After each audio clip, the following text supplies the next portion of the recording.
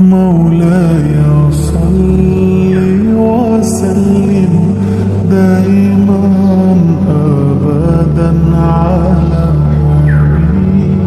حبيبك خير الخلق كلهم مولاي صل. السلام علیکم دوستوں، میں ہوں نعمان کراچی سے اور آپ سب کو میرے برانڈ نیو چینل ویو وتھ مان پر خوش آمدید۔ آج سے شروع ہو رہی ہے ایک نئی جرنی، تو آئیے میرے ساتھ اس خوبصورت سفر کا حصہ بنیں۔ بھائی صاحب، دل کی دھڑکنیں تیز ہیں کیونکہ آج سے شروع ہو رہا ہے 15 دن کا ایک زبردست ایڈونچر۔ ناران، کغان، اسکردو اور KPK کے خوبصورت مناظر ہمارا انتظار کر رہے ہیں۔ ہر دن کا ایک الگ ولاگ آئے گا، تو سیٹ بیلٹ باندھ لیجئے کیونکہ گاڑی نہیں، ٹرین چھوٹنے والی ہے۔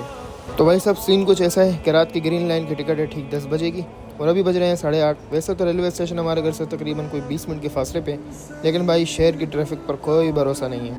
پتہ چلے ولاگ کا پہلا دن اسٹیشن پر بھاگتے ہوئے گزرے، اس لیے ہم نے پہلے احتیاط برت لی اور گھر سے جلدی نکلنے کا فیصلہ کیا۔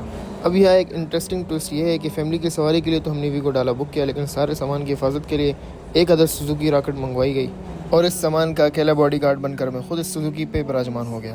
کراچی کی مصروف سڑکیں پیچھے رہنے لگیں اور میں آگے بڑھنے لگا۔ راستے میں کبھی شہر کی رونق، کبھی سڑکوں کے رش، کبھی خاموشی، ہر منظر ایک الگ کہانی سناتا جا رہا تھا۔ اور سفر کا اصل مزہ یہی ہوتا ہے جب آپ ماضی کو پیچھے چھوڑ کر آگے بڑھ رہے ہو۔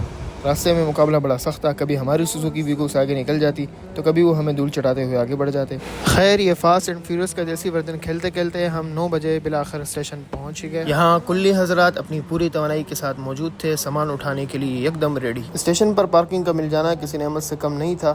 خیر، پارکنگ ڈھونڈی اور گاڑی پارک کی اور سامان ان لوڈ کیا۔ یہ وہ جگہ ہے جہاں سے اصل ایڈونچر کا حصہ شروع ہوتا ہے۔ تو ہم چل دیے پلیٹ فارم نمبر 1 پر، جہاں ہماری ٹرین نے آ کے لگنا تھا۔ ٹرین آنے میں کوئی 20 سے 25 منٹ باقی تھے، تو سوچا کہیں بیٹھ کر آرام سے انتظار کرتے ہیں۔ اسٹیشن پر موجود مخصوص نشستوں پر کہیں جگہ نہ ملی تو ہم نے دیسی پکنک والا ماحول بنایا اور پلیٹ فارم نمبر 1 کی زمین پر ہی ڈیر ڈال دی۔ ٹرین کے آنے میں چونکہ وقت تھا تو سب نے نماز عشاء پڑھی۔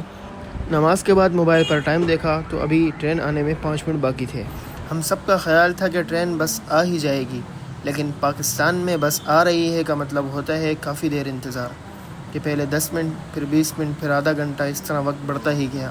ہر کوئی بار بار اپنی گھڑی کو دیکھ رہا تھا، اور پھر پتہ چلتا ہے کہ ہماری ٹرین ابھی آئی ہی نہیں۔ اصل میں یہ کوئی اور ٹرین آ کر لگی تھی جسے ہم اپنی ٹرین سمجھ بیٹھے تھے۔ یہ وہ لمحہ تھا جہاں صبر کا اصل امتحان شروع ہوا۔ آخر کار پورے 1.5 گھنٹے کی تاخیر کے بعد رات 11:30 بجے ہماری سواری تشریف لائی۔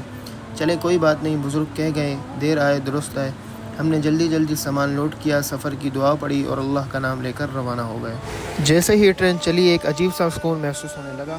کھڑکی سے باہر اندھیرا اور بدلتے ہوئے مناظر، یہ وہ لمحہ تھا جب سفر جسمانی نہ رہا بلکہ ذہنی سفر بھی شروع ہو چکا تھا۔ خیر، رات ٹرین کے جھٹکوں میں ایسی گزری جیسے کوئی ہمیں لوری دے رہا ہو۔ صبح کے وقت ٹرین کے عملے کی جانب سے ہمیں ایک باکس دیا گیا جس میں ایک برش، ایک ٹوتھ پیسٹ اور ایک کنگھی تھی۔ منہ ہاتھ دھو کر فریش ہوئے تو ہلکی ہلکی بھوک لگنا شروع ہو گئی۔ واپسی جا کر دیکھا تو ناشتہ آ چکا تھا، ہلکا پھلکا سا ناشتہ کیا، تب جا کر جان میں جان آئی تو سوچا قدرت کے نظارے کر لیے جائیں۔ صبح کا یہ منظر کسی خوبصورت خواب سے کم نہ تھا کہ باہر کے مناظر دل کو عجیب سا سکون دینے لگے۔ رنگا رنگ کھیت، بہتی ہوئی ندیاں، خاموش تالاب، سرسبز باغات اور ہوا کے ساتھ لہلہاتے درخت۔ قدرت کا ہر منظر یوں محسوس ہو رہا تھا جیسے اپنے عظیم رب کی عظمت، قدرت اور خوبصورتی کی گواہی دے رہا ہو۔ گوگل میپ کھولا یہ جاننے کے لیے ہم کہاں ہیں اور کتنا سفر ابھی باقی ہے۔ پتہ چلا کہ ہم لاڑکانہ میں ہیں اور ابھی تقریباً 19 گھنٹے کا سفر باقی ہے۔ سفر کافی لمبا تھا تو سوچا کینٹین کا یا یوں کہیں ڈائننگ ایریا کا چکر لگا لیا جائے۔ بس پھر کیا تھا، ہم بھی چل دیے۔ 4-5 بوگیاں آگے چل کر ڈائننگ ایریا آیا۔ اس صاف ستھرے سیٹ اپ کو دیکھ کر ایک الگ ہی وائب محسوس ہو رہی تھی۔ بس اسی خوشی میں نہ چاہتے ہوئے بھی ایک بوتل آرڈر کر دی۔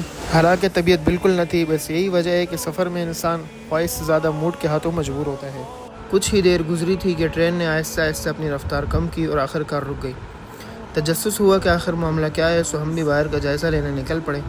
پتہ چلا کہ جناب ہم خانے وال پہنچ چکے ہیں۔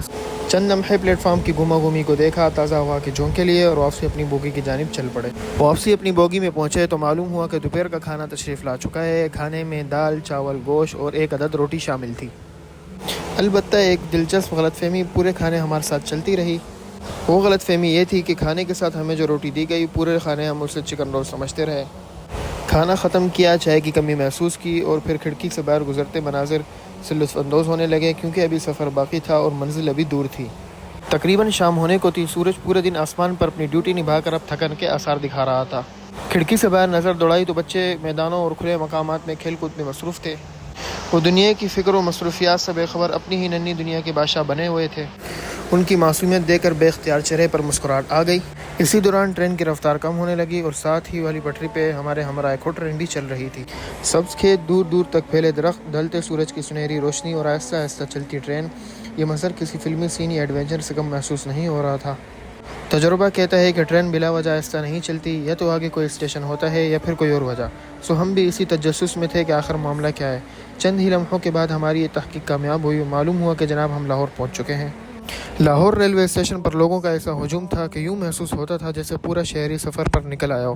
ہر طرف مسافروں کی چہل پہل، آوازیں اور ایک عجیب سی رونق تھی۔ ٹرین رکی تو ہم بھی باہر نکل آئے اور موقع غنیمت جان کر اسٹیشن کا ایک مختصر معائنہ کیا۔ شام ہو چکی تھی مگر گرمی ابھی بھی اپنا وجود بنوا رہی تھی۔ چونکہ یہاں تقریباً آدھے گھنٹے کا قیام تھا، اس لیے سوچا کیوں نہ ایک کپ چائے سے تازگی حاصل کی جائے۔ بس پھر کیا تھا، پھر ہم بھی چائے کی تلاش میں نکل پڑے، ایک کپ گرم چائے اور ساتھ چند بسکٹ۔ چائے نوش فرمانے کے بعد دوبارہ اپنی بوگی کی جانب لوٹ آئے، کیونکہ ابھی منزل دور تھی، سفر جاری تھا اور ہماری کہانی کا اگلا باب ابھی لکھا جانا باقی تھا۔ تقریباً شام کے 6-6:30 بجے ہم لاہور سے دوبارہ اپنی منزل کی جانب روانہ ہوئے۔ اب اگلا پڑاؤ راولپنڈی تھا اور چونکہ سفر خاصا طویل ہو چکا تھا، اس لیے سوچا کچھ دیر آرام ہی کر لیا جائے۔ آخر مسلسل سفر کے بعد جسم بھی اپنا حق مانگنے لگتا ہے۔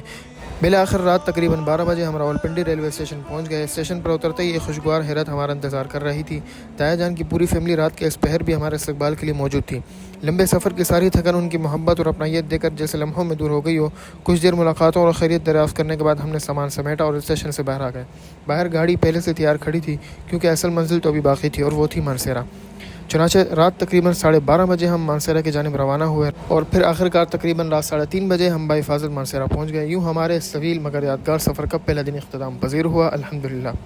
یہ تھا ہمارے سفر کا ڈے 1۔ اگلے ولاگ میں مانسیرا کی خوبصورتی، وہاں کے مناظر اور مزید دلچسپ لمحات آپ کے ساتھ شیئر کریں گے۔ تب تک کے لیے اپنا خیال رکھیں۔ ویڈیو پسند آئے تو لائک اور سبسکرائب ضرور کریں اور کمنٹ میں اپنی رائے دینا نہ بھولیں۔ ملتے ہیں اگلے ولاگ میں۔